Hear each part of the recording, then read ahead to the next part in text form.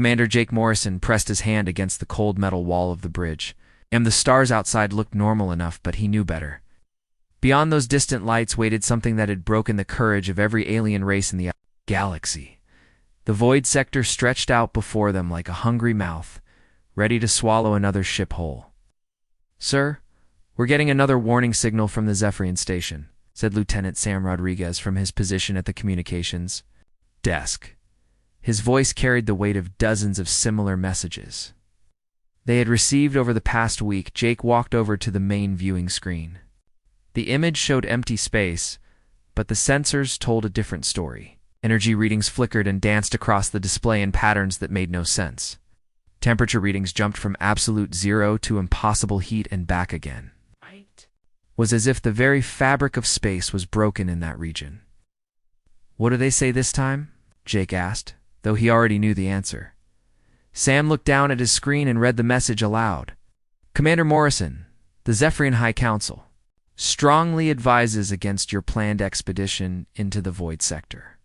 17 different species have lost ships and crews in that region. The Karathi Empire lost 3 entire battle fleets. The Valerian Republic's best scouts never returned.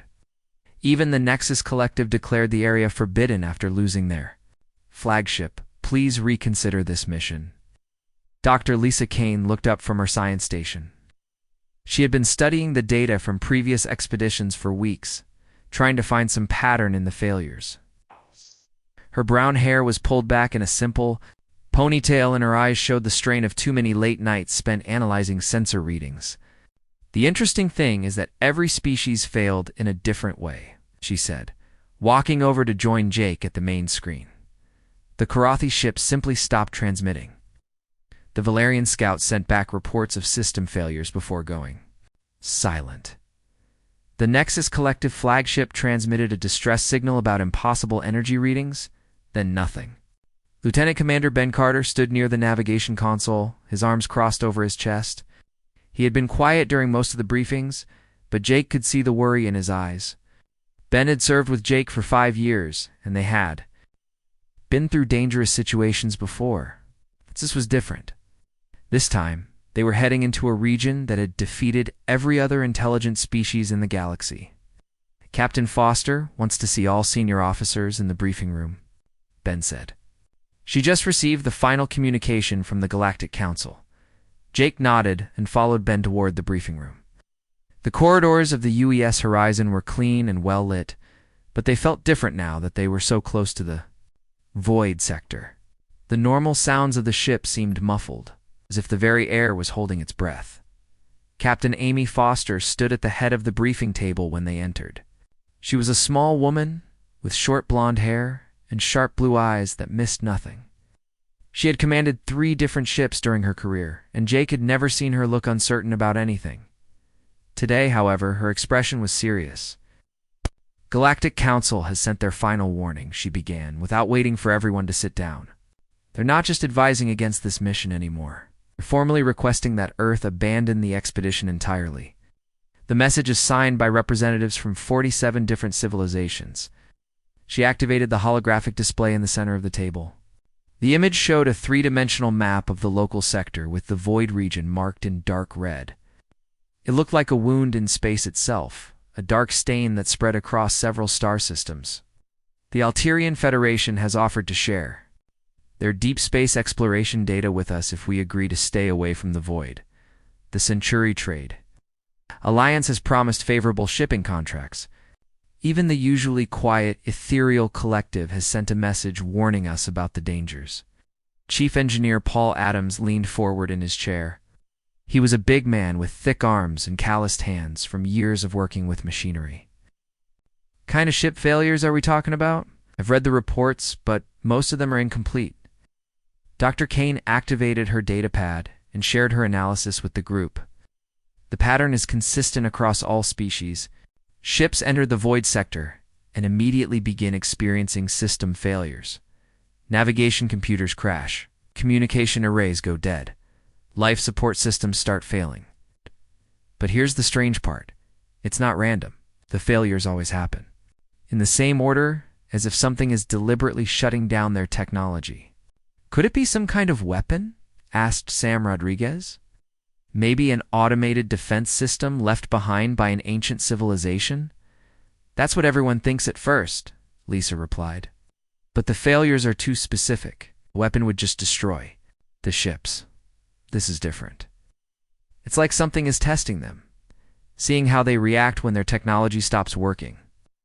Captain Foster touched a control on the table, and the holographic display zoomed in on the void sector.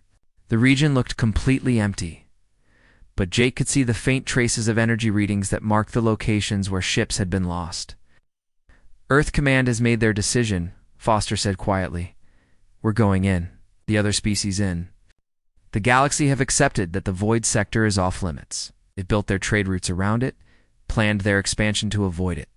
But humanity has never been good at accepting limitations. Navigator Helen Brooks spoke up from her position at the far end of the table.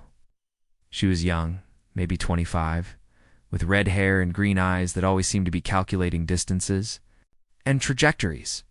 I've been studying the star charts for the region. The interesting thing is that the void sector used to be a major trade route. 300 years ago, ships from multiple species traveled through that area regularly. Then something changed. What kind of change? Jake asked. Helen activated her own data display, showing historical shipping records. The first ship to disappear was a Karathi cargo vessel, then a Valerian science ship, then more ships from different species. Within 50 years, the entire region was abandoned. But here's the strange part. There's no record of what caused the first disappearances. No distress signals, no debris fields, nothing. Dr. Kane nodded thoughtfully. I've been wondering about that too. It's as if something woke up in that region 300 years ago. Something that had been sleeping for a very long time. Captain Foster looked around the table at her senior officers. Whatever's in the void sector, we're going to find out what it is. The Galactic Council thinks humanity is too young and reckless to handle the dangers of deep space. They've been treating us like children since we first left Earth. Maybe it's time to show them what humans can do when other species have given up. Jake felt a familiar stirring in his chest. It was the same feeling he had experienced when he first looked up at the stars as a child, the same curiosity that had driven him to join the space service. Humanity had spread across the galaxy in less than 2 centuries, faster than any other species in recorded history. They had survived first contact with hostile aliens, adapted to dozens of different environments, and earned their place in the galactic community through determination and courage. When do we leave? He asked. Tomorrow morning, Foster replied. The horizon is fully supplied and ready for extended deep space operations. We'll be the first human ship to enter the void sector and hopefully not the last. As the briefing ended and the officers began to leave, Jake remained behind with Captain Foster. The holographic display still showed the dark red stain of the void sector, waiting for them like a challenge. Are you worried? Foster asked quietly. Jake considered the question carefully. Yes, he said finally, but I'm also curious. Every other species in the galaxy has looked at the void sector and decided it's too dangerous. They've accepted defeat before even trying to understand what they're facing. That's not the human way. Foster smiled for the first time that day. No, it's not. Tomorrow we find out what's been hiding in the dark, and maybe we show the galaxy that humans don't scare easily. Stars outside the briefing room windows seemed to shine a little brighter, as if they were eager to see what would happen when humanity finally entered the region that had humbled every other intelligent species in the galaxy. The UES horizon crossed the invisible boundary into the void sector at exactly 0800 hours ship time. Commander Jake Morrison stood on the bridge, watching the sensor displays with growing concern. The moment they entered the region, every instrument on the ship began behaving strangely. Navigation is showing impossible readings, reported Navigator Helen Brooks, her voice tight with confusion. The star positions keep shifting. One moment Proxima 7 is bearing 270, the next. It's showing up at 185. It's like the stars are moving around us. Chief Engineer Paul Adams' voice crackled over the communication system from the engine room. Captain, we're losing power to non-essential systems. The main reactor is operating normally, but something is draining energy from our backup systems. I've never seen anything like it. Dr. Lisa Kane hunched over her science station, her fingers flying across the controls as she tried to make sense of the readings. The energy drain isn't random, she called out. It's following a pattern. First it affects navigation, then communications, then life support backup systems.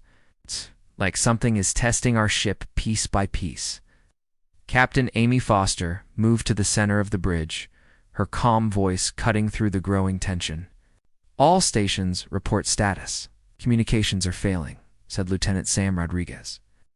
I'm getting static on all frequencies.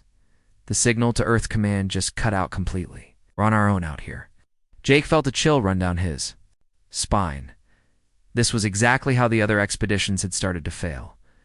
First the navigation problems, then the communication blackouts, then the complete system failures. But something was different this time. The human crew wasn't panicking like the reports suggested other species had done. Engines are still responding, reported the helm officer. Forward thrust is normal, but the steering controls are becoming sluggish. Dr. Kane looked up from her station with excitement in her eyes. I think I know what's happening. The void isn't attacking our technology. It's revealing problems that were always there. Our navigation systems work by comparing star positions to a database, but space itself is different here. The stars aren't actually moving, we're seeing them through some kind of distortion field. Explain, Captain Foster said simply. Lisa stood up and walked to the main display screen. Every spacefaring species uses similar technology. We all depend on computers and sensors to navigate, communicate, and survive in space. But what if this region strips away those artificial aids? What if it forces us to function without our technological crutches? Jake began to understand. You're saying the void sector isn't hostile to life? Just to technology? Not hostile, Lisa corrected. It's like a test. The region is showing us that our technology isn't as reliable as we thought. Other species probably panicked when their systems started failing. They tried to fix the problems instead of adapting to them. The ship shuddered suddenly, and the lights flickered. Paul Adams' voice came over the intercom again, sounding frustrated. Captain, I'm reading massive energy fluctuations throughout the ship. It's not damaging anything, but it's making all our instruments unreliable. Captain Foster made a decision that would have seemed insane to any other species. All stations switched to manual controls. Navigator Brooks, plot our course using visual navigation only. Rodriguez, try to maintain communications using the emergency backup systems. Adams, run the ship on minimal power. Jake stared at her in surprise. Captain, are you sure about this? We'll be flying blind. No, Foster replied with a slight smile. We'll be flying the way humans did for thousands of years before we had computers. Our ancestors navigated by the stars long before. We had sensor arrays and database computers. Helen Brooks looked uncertain. Ma'am, visual navigation in deep space is almost impossible. Distances are too vast, and the reference points are too far away. Then we'll have to learn, Foster said firmly. Every other species has tried to force their way through the void using technology. When that failed, they gave up and retreated. But humans have always been adaptable. We survived ice ages and plagues and wars because we learned to change when our environment changed. Ow! Over the next few hours, the crew began to adapt to their new reality. Helen discovered that while the stars appeared to move on the sensors, they remained steady when viewed through the ship's windows. She began creating a new navigation system. Based on visual references and manual calculations, Sam Rodriguez found that the backup communication systems worked better when he stopped trying to boost the signal strength. The void seemed to respond, too gentle. Low-power transmissions rather than the high-energy bursts that most species use for long-range communication? Paul Adams. Learn to run the ship's systems by feel rather than by computer readouts. The energy fluctuations that had seemed random began to make sense when he stopped fighting them and started working with them. The ship actually ran more smoothly when he allowed the natural energy flows to guide his adjustments. Dr. Kane made the most important discovery of all. While studying the sensor readings, she realized that the void wasn't empty at all. Hidden within the twisted space were massive structures, artificial constructs that existed partially outside normal reality. They were invisible to conventional sensors but could be detected by the human eye under the right conditions. There, she said, pointing to a section of space that looked empty on the screens but showed a faint shimmer when viewed directly. Do you see it? Jake squinted at the viewing port. At first he saw nothing, but then his eyes began to pick up subtle variations in the starlight. Something vast and geometric was floating in the distance, its edges bending light in impossible ways. It's huge, he whispered. How did the sensors miss it? 'Cause it's not entirely in our dimension, Lisa explained. The structure exists in normal space and something else at the same time. Our instruments can't detect it because they're designed to measure only three-dimensional objects. Captain Foster joined them at the viewing port. How many of these structures are there?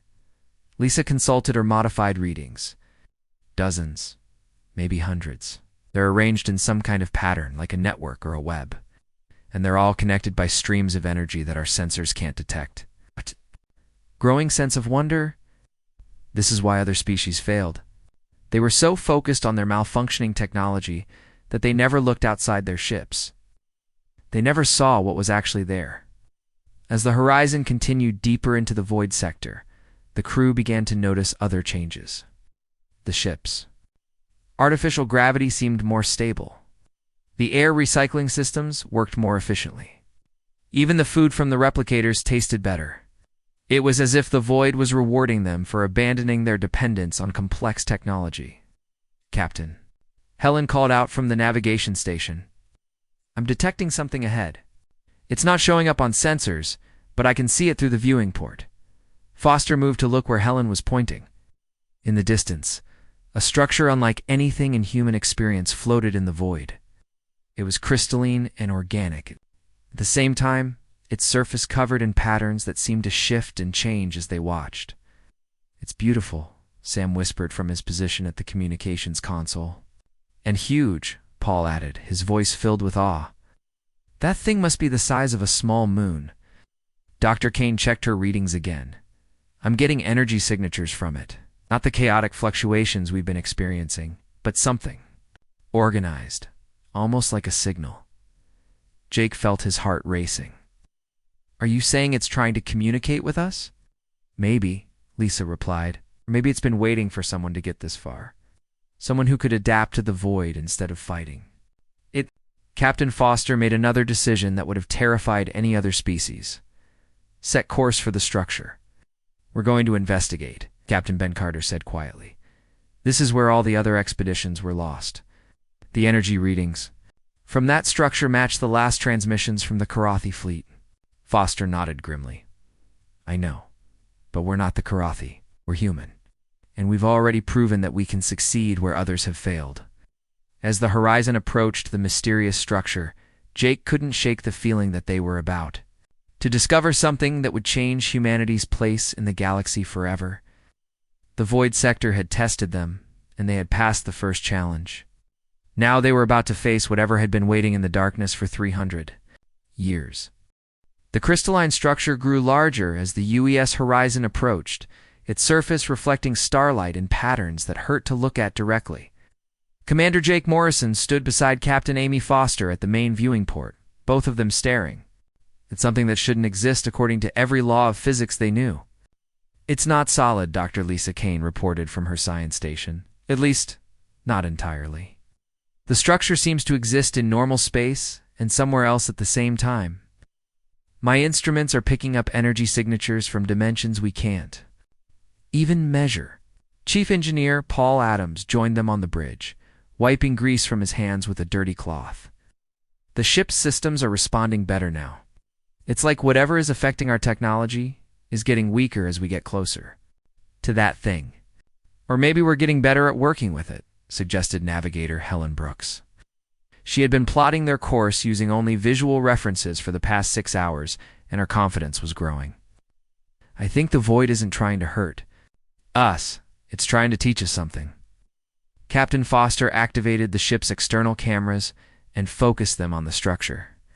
The images that appeared on the main screen were breathtaking and terrifying at the same time. The crystalline formation was covered in geometric patterns that seemed to move and change, creating an optical illusion that made everyone's eyes water. "There are openings," Lieutenant Sam Rodriguez pointed out. "Look at the base of the structure. Those look like docking bays." Jake studied the images carefully. Sam was right. The structure had several large openings that were clearly designed to accommodate spacecraft. But the ships docked there were unlike anything he had ever seen. They were sleek and organic, with holes that seemed to be made of the same crystalline material as the structure itself. "Those aren't human ships," he said quietly. "Korathi or Valerian or any other species we know," Lisa added. "The design is completely different. Whoever built this place used technology we don't understand." Captain Foster made a decision that would have seemed impossible to any other species. "We're going aboard. Prepare an away team, Captain," Ben Carter said carefully. "We don't know what's inside that structure. The energy readings are off the charts, and we have no idea what kind of atmosphere or gravity we'll find in there." "Then we'll find out," Foster replied simply. "Every other species has run away from the unknown. That's not the human way." Jake felt a familiar mixture of fear and excitement. "I'll lead the away team." "No," Foster said. "I'm going myself. This is too important to delegate. Jake, you'll stay here and monitor our progress. If something happens to the away team, you'll have to decide whether to continue the mission or return to Earth." An hour later, Captain Foster stood in the shuttle bay with Dr. Kane, Chief Adams, and 2 security officers. They wore full environmental suits and carried enough supplies for a 12-hour mission. The shuttle that would take them to the structure was one of the Horizon's most advanced vessels. But even it seemed primitive compared to the technology they were about to encounter. "Remember," Foster said as they boarded the shuttle, "we're not just representing humanity. We're representing the future of galactic exploration. Whatever we find in there, we need to approach it with respect and caution." The shuttle launched smoothly and crossed the short distance to the structure. As they got closer, the patterns on its surface became more complex and beautiful. The crystalline material seemed to pulse with internal light, creating waves of color that washed across the entire formation. "The docking bay is responding to our approach," reported the shuttle pilot. "The opening is getting larger, and I'm detecting some kind of guidance system. It's like the structure wants us to land." The shuttle settled gently onto a landing platform inside the structure. The bay was enormous, easily large enough to hold dozens of ships the size of the Horizon. But most of the docking spaces were empty, filled only with the ghostly outlines of vessels that had once been there. "Atmosphere is breathable," Dr. Kane reported, checking her instruments. "Oxygen levels are actually higher than Earth normal. Gravity is about 3/4 Earth standard. Temperature is comfortable." Captain Foster removed her helmet and took a cautious breath. The air was clean and fresh, with a faint scent of something floral that she couldn't identify. "All right, let's explore." They left the shuttle and walked deeper into the structure. The walls were made of the same crystalline material as the exterior, but they were transparent from the inside. Foster could see the stars beyond, but they looked different somehow, as if she was viewing them through a prism that revealed hidden colors. "The corridors are designed for humanoid beings," Chief Adams observed. "The doorways are the right height, the floors are level, and there are what look like handholds at regular intervals." They followed a main corridor that led toward the center of the structure. Along the way, they passed chambers filled with equipment that defied description.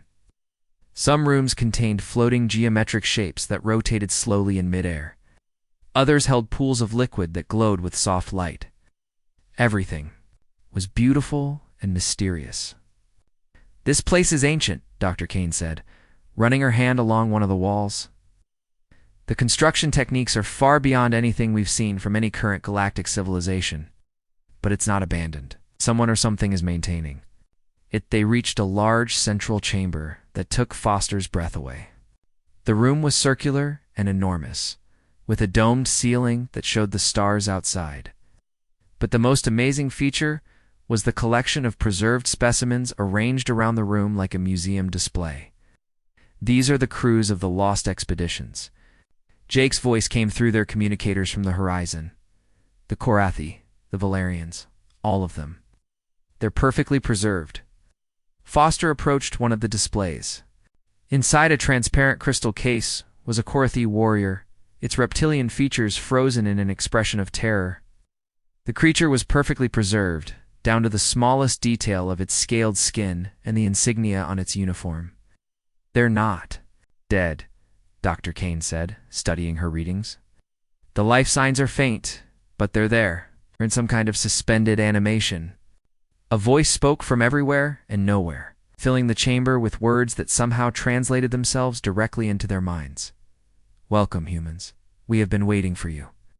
The away team spun around, looking for the source of the voice. There was no one else in the chamber, but the presence was unmistakable.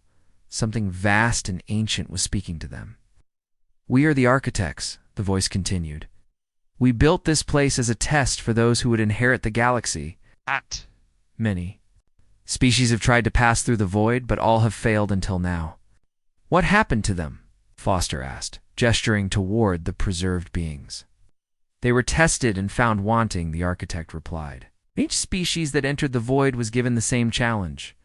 They were forced to abandon their dependence on technology and learn to perceive the universe as it truly is. Those who could not adapt were preserved here as a record of their attempt." Dr. Kane stepped forward. "Why did they fail?" "Because they were rigid in their thinking," the architect explained. "When their technology failed, they panicked. When their sensors gave false readings, they became confused.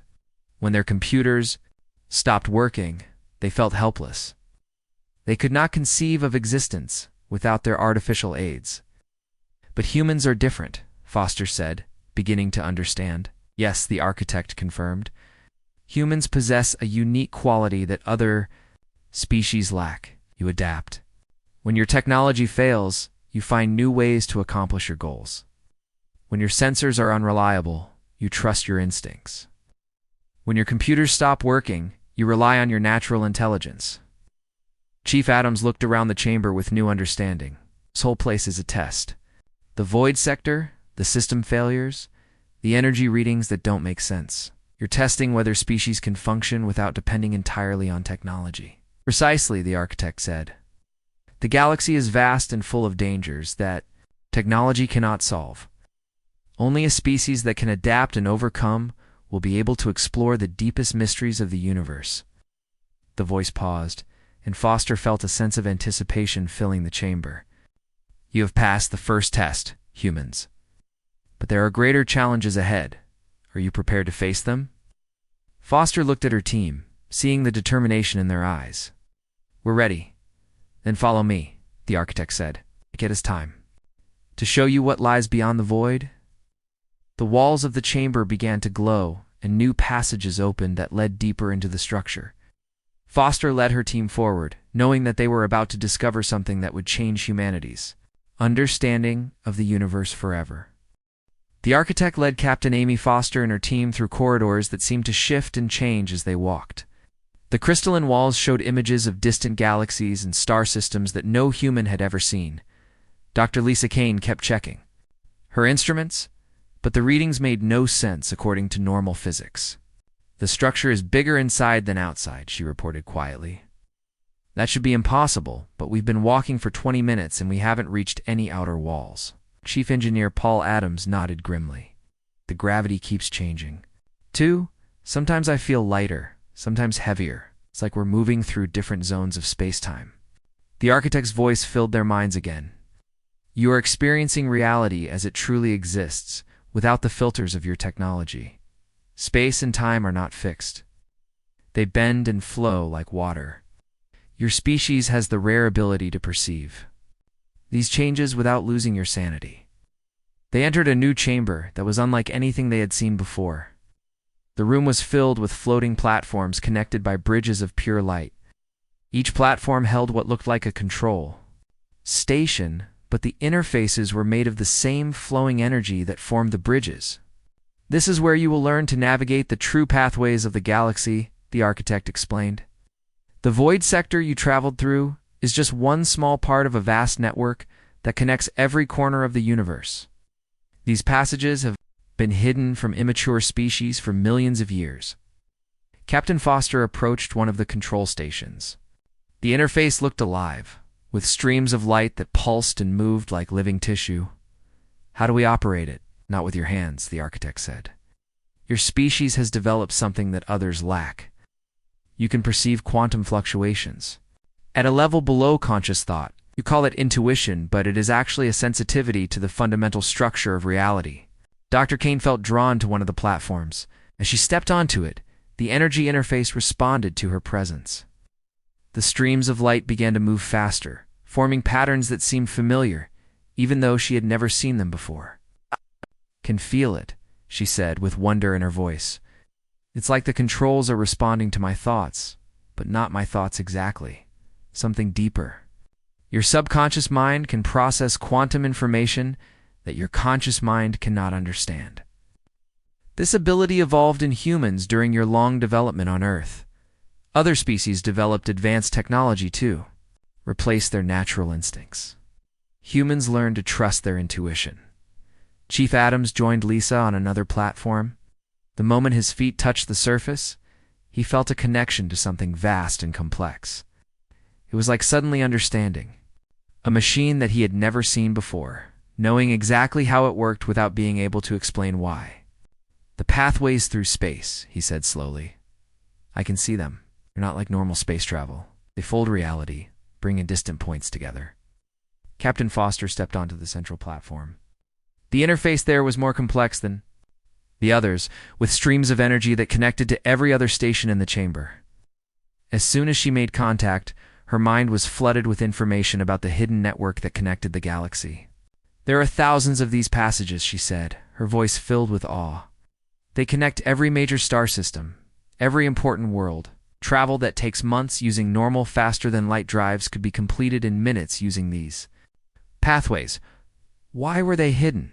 Dr. Kane asked. The architect's response carried a weight of ancient sadness. "Because most species are not ready for such power. They become dependent on technology and lose touch with the natural universe. They would use these pathways for war and conquest, not exploration and understanding. But humans are different," Foster said. "Yes, humans retain the ability to navigate by instinct. When your technology fails, you adapt. When your instruments give false readings, you trust your natural senses. This makes you suitable guardians of the network." Paul felt the platform beneath him respond to his growing understanding. The energy stream showed him how to open a pathway, how to fold space to bring distant points together. It was like learning to breathe underwater, impossible according to everything he knew, but completely natural once he understood the process. "I could open a passage right now," he said with amazement. "Could create a pathway from here to Earth in seconds." "The knowledge is within you," the architect confirmed. "But first, you must prove that you can use it responsibly. This chamber will test your ability to navigate the network without losing your way." The walls of the chamber became transparent, revealing the vast network of energy pathways that connected the galaxy. They looked like rivers of light flowing through space, connecting stars and planets in an intricate web of possibility.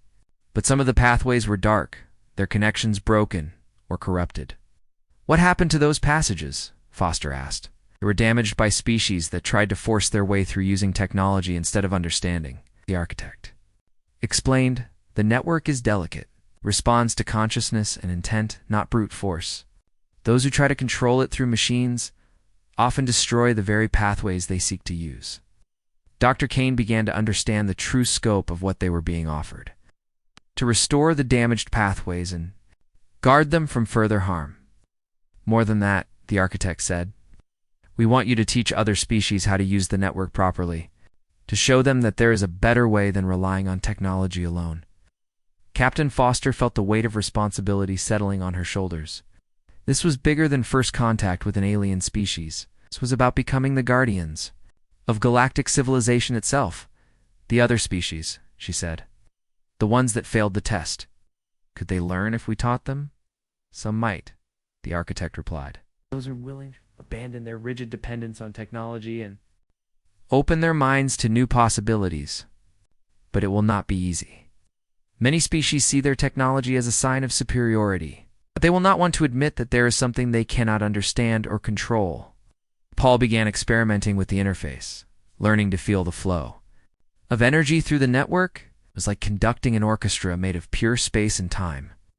With careful movements, he could strengthen weak connections and redirect damaged pathways. "This is incredible," he said. "I can feel the entire galaxy through this system.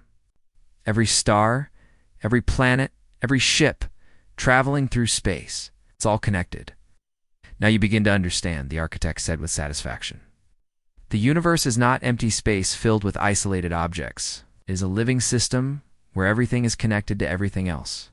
Technology can measure these connections, but only consciousness can truly navigate them." Dr. Kane discovered that she could use the interface to view distant locations through the network. She found herself looking at alien worlds she had only dreamed of visiting, seeing civilizations that had never made contact with Earth. The knowledge flowing through the system was vast beyond imagination. "There's so much to learn," she said. "The network contains information about thousands of species, millions of worlds. You could spend lifetimes studying what's here." "And you will have that time," the architect promised. "But first, you must return to your people and prepare them for what is to come.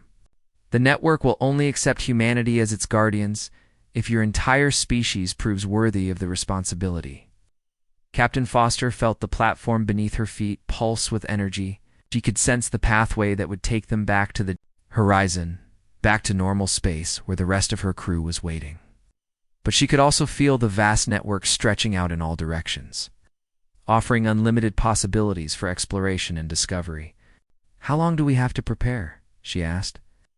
"As long as you need," the architect replied. "But remember, the galaxy is watching. Other species will test your resolve and your wisdom. Some will try to take this knowledge by force. Others will reject it entirely. You must be ready to face both challenges." Foster looked at her team, seeing the determination and wonder in their eyes. They had come to the void sector expecting to face unknown dangers. Instead, they had discovered their species' destiny among the stars. "We'll be ready," she said firmly. "Humanity has never backed down from a challenge, and we won't start now." The architect's presence seemed to smile, though they could not see its form. "Then let us begin your real education. The test is over. Now you will learn to master the void." 6 months after the EU's Horizon returned from the void sector, the galaxy would never be the same. Captain Amy Foster stood on the bridge of the newly commissioned U's Voidwalker, watching as the latest group of alien ships prepared to enter the training course humanity had established in the former Forbidden Zone. The transformation had been remarkable. Where once there had been empty space filled with terror, now there were navigation beacons, training stations, and communication relays. The void sector had become the most important location in the galaxy, and humanity was its undisputed master. Incoming. Transmission from the Zephyrian delegation, reported Communications Officer Sam Rodriguez. He had been promoted after proving his skill at using the new low-power communication methods that worked better in the void. They're requesting permission to begin their navigation trial. "Permission granted," Foster replied. Signed them to Training Group 7 with Commander Morrison. Jake Morrison now led the Void Navigation Academy from a massive space station built using human engineering and architect technology. The station existed partially in normal space and partially in the quantum realm, allowing students from across the galaxy to safely practice the intuitive navigation techniques that humans had mastered. "The Korthi Empire delegation has completed their basic training." Jake's voice came through the communication system. "They're requesting advanced instruction in pathway repair. Apparently they want to restore some of the damaged routes in their home sector." Foster smiled. The same Korthi who had lost 3 fleets to the void now came to humanity as students, eager to learn the secrets that had once seemed impossible. The change in attitude had been swift once other species realized that humans could do what they could not. Dr. Lisa Kane worked in the research section of the station, studying the architect technology and learning to combine it with human engineering. Her discoveries had led to breakthroughs in faster-than-light travel that made the old methods look primitive by comparison. "We've successfully opened a permanent pathway between Earth and the Centauri system," she reported during the daily briefing. Travel time is now 3 minutes instead of 6 weeks. The energy requirements are actually lower than conventional faster-than-light drives, because we're working with the natural structure of space instead of fighting against it. Chief Engineer Paul Adams had become the galaxy's leading expert on pathway maintenance. He led teams of mixed species who worked to repair the damaged routes that had been broken by centuries of improper use. His calm, practical approach to the impossible had earned him respect from engineers across the galaxy. The Nexus Collective has formally requested our assistance in reopening the trade routes through the Scorpius Arm, Paul reported. They're offering full access to their manufacturing facilities in exchange for pathway restoration services. Foster nodded. The political changes had been as dramatic as the technological ones. Species that had once treated humanity as young and inexperienced now competed for human favor.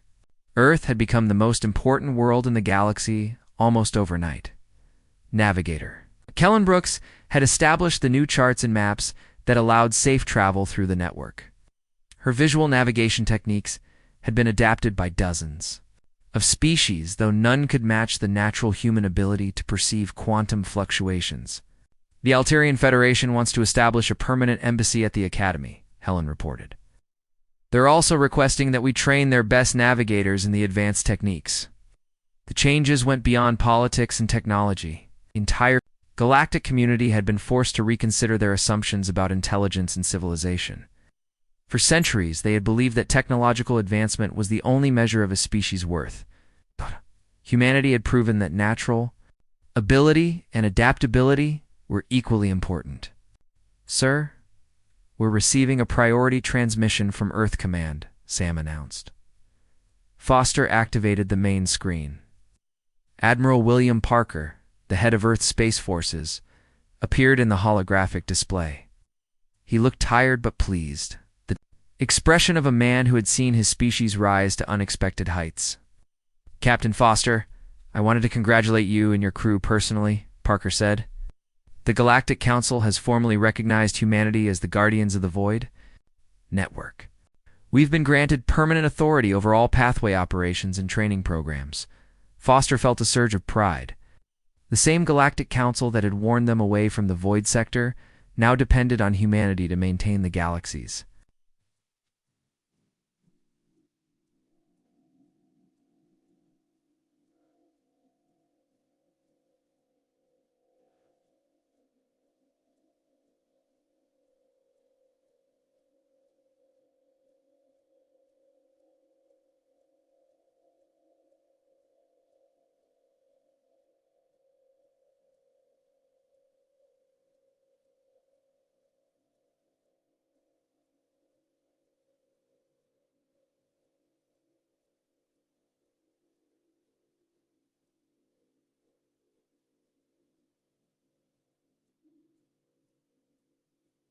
Better. There's more, Parker continued. 3 more species have requested full alliance treaties with Earth. The Ethereal Collective wants to establish joint research programs. Even the usually hostile Draconian Empire has suggested a non-aggression pact. The transformation in galactic politics had been swift and complete. Species that had once ignored or dismissed humanity now sought their protection and guidance. The network that humans controlled was simply too valuable to live without. Any word on the exploration missions? Foster asked. Parker's expression brightened. The deep space expeditions are exceeding all expectations. We've established contact with 17 new species in regions that were previously unreachable. The network extends far beyond what we originally thought possible. Through the viewing port, Foster could see ships from a dozen different species practicing the navigation techniques that Jake Morrison's instructors had developed. Korathi vessels moved alongside Valerian scouts and Zephyrian explorers, all learning to trust their instincts rather than their instruments. The most important news, Parker continued, is that we've made contact with 3 other species who show natural pathway sensitivity. Not as strong as humans, but enough to learn the basic techniques. The architects were right. We're not the only species with this ability, just the first to develop it properly. Foster understood the implications. Humanity would not have to bear the burden of guarding the network alone. Their species could be trained to share the responsibility, creating a truly galactic community of pathway guardians. "Captain," Jake's voice came through the intercom from the academy, "we have a situation here that you need to see." Foster walked to the academy section of the station where Jake was standing in the main training hall. Before them, a group of young beings from various species were working together at a pathway interface. But these weren't adults learning human techniques. These were children, and they were manipulating the energy flows with an ease that surprised even the human instructors. "The younger generation learns faster," Jake explained. "They haven't been conditioned to depend on technology the way their parents were. Some of these kids are actually better at pathway navigation than our experienced crews." Foster watched a young Zephyrian work alongside a human child and a Korathioth. They moved the energy streams together, their different perspectives combining to create navigation solutions that none of them could have achieved alone. This is the future, she realized. Not just humans controlling the network, but all species working together. Dr. Kane joined them, carrying a data pad with her latest research results. "I've been analyzing the training data from the mixed species groups. When different species work together on pathway operations, they can access parts of the network that are difficult for any single species to reach alone. The architects planned this," Foster said with growing understanding. "They didn't just test us to see if we could replace them. They tested us to see if we could bring the galaxy together." That evening, Foster stood in her private quarters aboard the Voidwalker, looking out at the stars that no longer seemed distant and unreachable. The network of pathways stretched out in all directions, connecting worlds and species in ways that had been impossible just months before. A soft chime indicated an incoming message. The holographic display showed the familiar non-form of an architect, first direct communication they had received since leaving the ancient structure. "You have exceeded our expectations," the architect said.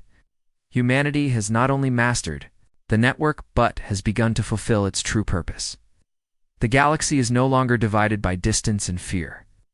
Species that were once enemies now work together toward common goals." "Is this what you wanted all along?" Foster asked. "Hope," the architect replied. "For millions of years, we waited for a species that could bridge the gap between technology and intuition, between knowledge and wisdom. Humanity has proven to be that bridge." Foster felt the weight of responsibility and the thrill of unlimited possibility. The stars no longer looked like distant lights, but like neighbors waiting to be visited. The galaxy had become humanity's neighborhood, and they had become its guides. "What happens now?" she asked. "Now," the architect said with something that might have been a smile, "you teach the galaxy to dream of what lies beyond the next star." The transmission ended, leaving Foster alone with the infinite possibilities that stretched out before her. Species and all the others that would follow the pathways humans had opened for them